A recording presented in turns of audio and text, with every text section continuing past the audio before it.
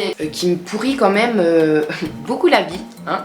Quand on voit l'amour, on se dit que tout va bien, qu'elle a toujours le sourire, qu'elle rigole tout le temps, donc la vie est belle, pas semée d'embûches. Et ne vous fiez pas aux apparences.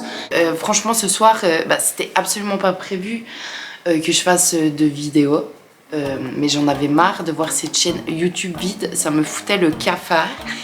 Et je sais pas, je pense que j'avais besoin d'expliquer, de donner des explications à cette absence. J'ai pas fait de contenu. J'ai laissé ma pauvre chaîne YouTube à l'abandon et ça me fait grave chier parce que j'aime trop cette chaîne. Et ça me rend triste de voir cette chaîne en pause. L'année passée, c'était l'action, le feu, les paillettes. C'est le désert, il se passe rien de palpitant. Je suis pas Pompélope. Disparu YouTube, disparu de la circulation. Je sais pas si vous vous souvenez, la petite autothérapie en début d'année. Je vous disais ça. À cette période-là, je m'étais pété le pied. Suite à ça, en fait, j'ai des complications à ma fracture qui ont fait que j'ai déclenché une maladie. Depuis le 28 novembre, tout ça parce que je me suis cogné le pied contre le bord de mon lit, que j'ai continué de travailler avec un pied cassé, que j'ai forcé, que je n'ai pas écouté mon corps. Puis résultat des courses, j'ai déclenché cette super maladie. Mes vidéos, c'est des vlogs, c'est mes voyages, c'est quand je pars, c'est partager ce genre de choses et je suis bloquée. Quand t'es en arrêt de travail, t'es pas censé aller te faire des vacances à Saint-Tropez. Les maladies, c'est pas forcément écrit sur le front des gens. Quand on me voit comme ça, tout sourire et toujours pétillante, on peut pas s'imaginer que derrière les rideaux, je vis des trucs pas chouettes et vu que je suis quelqu'un d'authentique, faire semblant et puis faire comme si de rien n'était, ça aurait clairement pas été l'amour.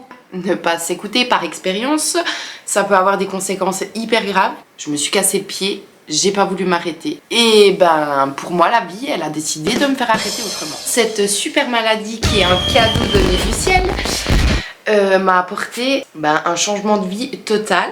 Quand le corps il dit stop, en fait c'est stop. Du coup, j'ai passé 6 mois de super traitement à essayer la morphine, à essayer plein de choses. Évidemment, la moue, elle est toujours résistante à toutes les substances. Donc c'était une phase d'acceptation déjà de douleur.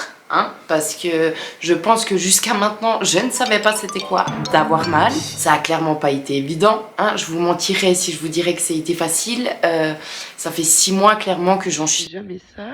Parce que je trouve ça d'un ridicule. Normalement, ce matin, qu'est-ce que j'avais? Yoga du son dans la yourte et tout. Et qu'est-ce qui se passe? Crise. Et je dors toujours pas.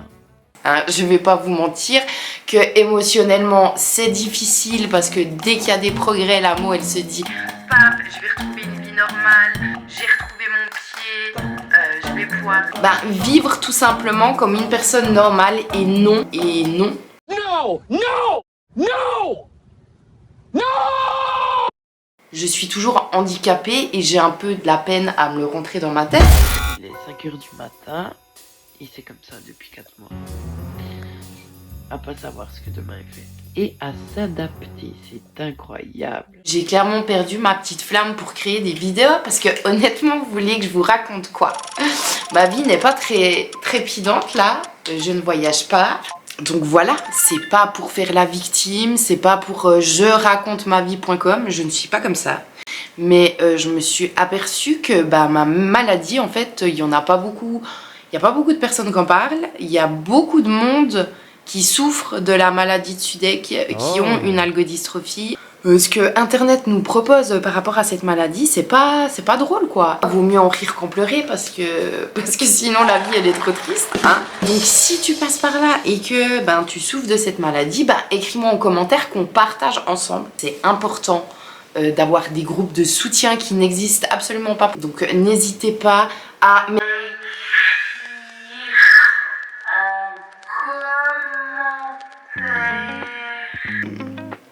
Et c'est des douleurs les gars, mais vous vous rendez même pas compte. C'est genre votre pied, vous êtes dans un étau puis on vous l'écrase.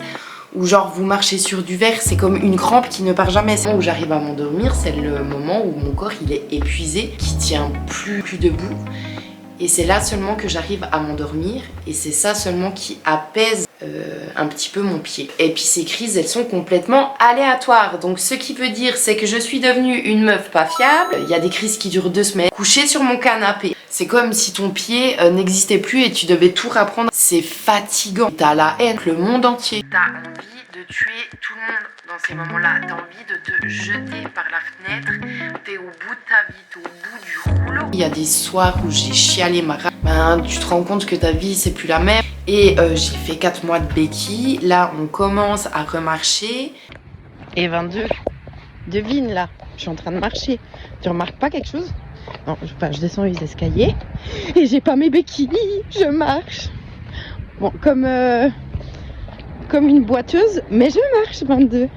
Ça fait trop plaisir. Je peux prendre des trucs dans mes mains. Mon téléphone. Mon petit livre. Enfin voilà, c'était un message d'espoir pour la journée. Ta vie, elle peut basculer comme ça. Marcher aujourd'hui et demain être paralysé. Tu peux tout à coup avoir un cancer. La maladie, ça remet les pendules à l'heure. Ça remet tout le monde d'accord. Et puis, ça permet de relativiser sa race. De remettre chaque chose à sa place. De vivre un détachement de ta vie que tu pouvais avoir. En fait, j'ai pas eu le choix de revenir à l'essentiel. De kiffer une petite promenade dans la nature parce que tu as réussi à marcher 5 pas sans hurler de douleur. Je voulais te dire que je suis allée marcher pour m'aérer l'esprit puis me faire du bien. Et Caramel vient de se rouler dans une mer de chien. Voilà. Voilà où j'en suis dans ma journée. Ça fait toujours plaisir. Contre le soleil, ça fait du bien, Amy. Donc voilà quoi, c'était une petite vidéo qui servait à rien pour te dire que je pensais à toi. Ça fait partie de ta vie maintenant et du coup ça permet de relativiser la vie, de vivre l'instant présent, de profiter. Je pense que si on vit dans l'instant présent, on n'a pas de regrets, on fait ce qui est bon pour nous dans l'instant T. Pour moi c'est le secret d'une vie sans regrets. Donc en fait mon pied est devenu mon baromètre de vie. C'est mon pied qui m'oblige de m'arrêter vu que l'amour ne s'arrêtait jamais. Moi je vous dis à tout bientôt, je vous fais des bisous. N'oubliez pas que cette vie-là qu'on est en train de vivre, clairement on n'en a qu'une. Donc profitez des gens que vous aimez, profitez de vos jambes, profitez de vos mains, profitez que vous pouvez parler, que vous pouvez voir. Parce que tout peut s'arrêter du jour au lendemain. Et des fois on vit un peu dans un déni. L'amour ne fait plus la fête comme avant, ne voyage plus comme avant. L'amour est au repos, l'amour est à la retraite pendant un petit moment et elle espère pouvoir reprendre de plus belle dans pas longtemps. Donc sur ce, je vous dis à bientôt dans pas trop longtemps, on espère. Je vous fais des bisous, salut!